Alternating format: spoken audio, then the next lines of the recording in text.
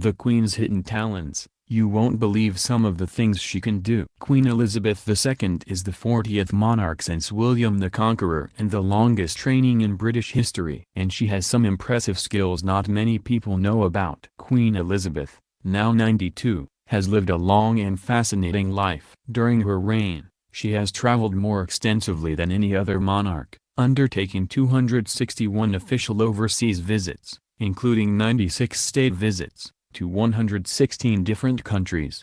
She has seen 13 prime ministers come and go, from Winston Churchill to Theresa May. And in her personal life, she's a mother to 4, a grandmother to 8 and great-grandmother to 6. But there's one significant chapter of the Queen's life that has long been buried in the history books. This formative time in the Queen's life came when she served in the Auxiliary Territorial Service during the Second World War. After Britain entered the Second World War in 1939, many of London's children were evacuated to avoid the frequent aerial bombing. One senior politician urged the King to take Elizabeth, then 13, and her sister Margaret, 9, to Canada. But Elizabeth's mother wouldn't allow it, saying, "The children won't go without me. I won't leave without the King, and the King will never leave." So the two princesses were moved to Balmoral Castle, Scotland, and Sandringham House, Norfolk, where they waited out the war. But as soon as she was old enough, Elizabeth headed out to make her contribution and was appointed as an honorary second subaltern in the Auxiliary Territorial Service with the service number of 230,873.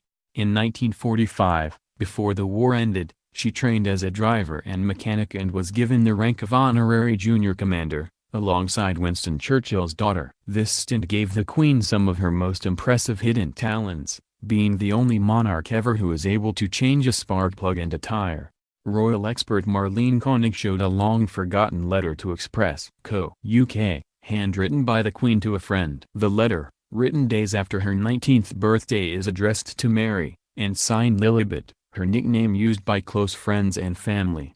The letter tells her friend how she just finished a mechanic's course in the ATS, which I found most interesting. She wrote, "I've never worked so hard in my life before, as everything I learned was brand new to me, all the offices of a car and all the intricacies of map reading." At the end of the war in Europe, on Victory in Europe Day, Elizabeth and Margaret famously slipped into the street and mingled anonymously with the celebratory crowds in the streets of London. The Queen said later in a rare interview, "We asked my parents if we could go out and see for ourselves. I remember we were terrified of being recognized. I remember lines of unknown people linking arms and walking down Whitehall, all of us just swept along on a tide of happiness and relief." In post-war times, the Queen retained the knowledge she learned in the ATS. She has loved cars ever since and is famous for driving herself around her country estates. In fact, the Queen is the only person in Britain who can drive without a license or number plate on her car.